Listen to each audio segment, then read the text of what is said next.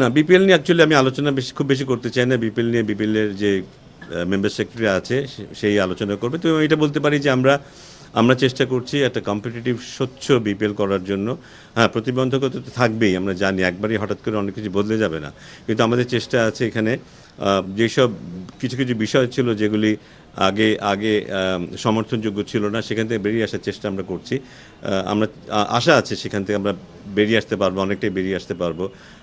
এখন দেখা যাক বিপিএল শুরু হলে আমরা সেটা বুঝতে পারবো। বিপিএল শেষ হবে জানুয়ারি 23 তারিখে, ফেব্রুয়ারি 2 তারিখে মনে প্র্যাকটিস গেম আছে বাংলাদেশের বিশ্বকাপের। তো সময় খুব কম, ন্যাশনাল টিমে যারা প্রবাবল আর তাদের থেকে নিশ্চয়ই আপনার চোখ থাকবে যে বিশেষ করে পেসারদের ক্ষেত্রে আসলে কোনো গাইডলাইন থাকবে কিনা যে টানা খেলতে পারবে নাকি কোনো রকমের ব্রেক টেক দরকার আছে, যেহেতু দেশ আগে।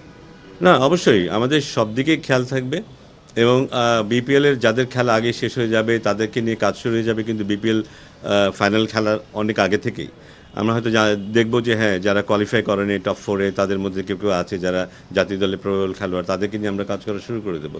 এবং বিপিএল শেষ হওয়ার পরপরই কিন্তু ছোট্ট করে ঘরের মাটিতেই কিছু ট্রেনিং প্রোগ্রাম হবে 2-3 দিনের জন্য, কারণ সময় খুব কম এবং দল খুব সম্ভবত, আমি যদি ভুল না করে থাকি, এখনও চূড়ান্ত সিদ্ধান্তটি হয়নি, সব কিছু হয়নি, বাট হয়তো দল 28 তারিখে চলে যাবে বেঙ্গালুরুতে।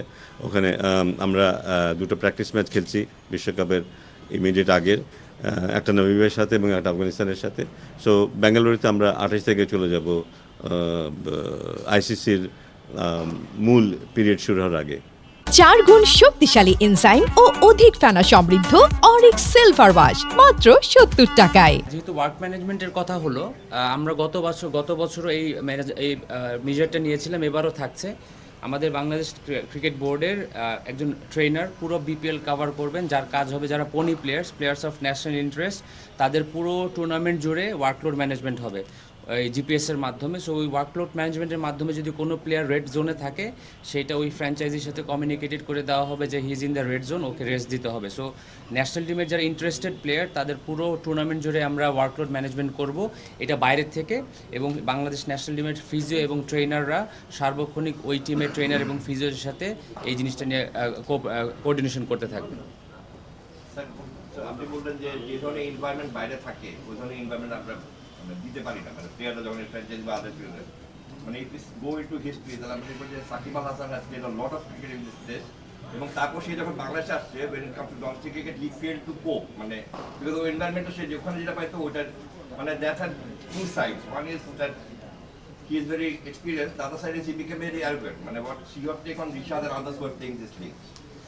না, আমার মনে হয় যে সাকিবেরই কথা ছিল যে ওয়েন ই first when to play county cricket, ওটা ওর মধ্যে যে পরিবর্তন আনছিল। ক্রিকেট কি, এটা আসলে ক্রিকেটে শুধু ব্যাট বল দিয়ে খেলা না, তো এর মধ্যে যে ইমোশন থাকে, এর মধ্যে যে এটাকে অনেক বড় একটা ক্যানভাসে যদি দেখার সুযোগই আমরা না পাই, খেলোয়াড়দেরকে সেই সুযোগটি আমরা করে নিতে না পারি, ওরা কখনো তাদের অপটিমাম ইয়েতে যেতে পারবে না। কিন্তু ইটস এ হিউজ থিং ক্রিকেটে, যেটা আমরা অস্ট্রেলিয়া একজন ক্রিকেটার সেটা উপলব্ধি করে, ইংল্যান্ডে একজন ক্রিকেটার সেটা উপলব্ধি করে, আমরা সেই উপলব্ধি সেটা দিতে পারি না আমাদের খেলোয়াড়দের।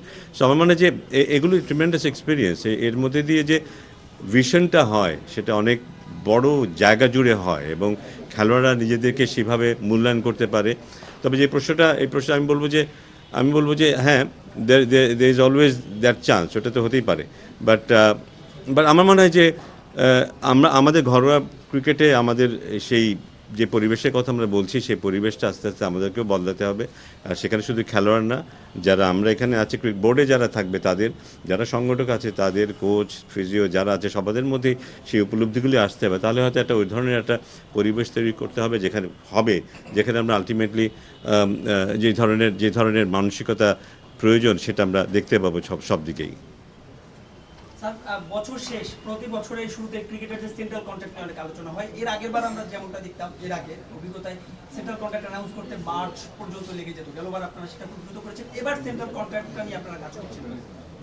এটা তো একটা কন্টিনিউয়াস প্রসেস, এটার কাজ হচ্ছে। এটা এমন না যে আমি আজকে করে ফেললাম, তা না। এটা খেলা চলতে থাকবে, খেলা দেখতে থাকবে এবং সেই অনুযায়ী যেটা করতে থাকবে, এটা কন্টিনিউয়াসলি চলে। কিন্তু মানে আজকে বসে যে হঠাৎ কেটে করবে তা না। এটার কাজটা মূলত সিলেক্টররা করে, সিলেক্টরদের ওখান থেকে আমাদের এখানে আসবে। আমরাও আশা করছি এটা সময় মতোই হবে, এটা নিয়ে দেরি না করাটাই ভালো। আশা করছি সময় মতো হবে এটা। Is it okay? Okay, thank you. আপনি যেন কি বলতে চাইলেন যে একটা আরো কিছু বিষয় আছে, প্রশ্ন আসুক, মানে এর বাইরে কোনো কিছু বলার আছে? না এগুলোই তো কনসেপ্ট। না এটাই মূলত পাশাপাশি হয়তো এটা বলতে পারি যে পাকিস্তানের সিরিজটা PSL এর কারণে একটু আমাদেরকে শিফট করতে হচ্ছে। বাকিটা বোধহয় আমরা মোটামুটি আলাপ করেছি।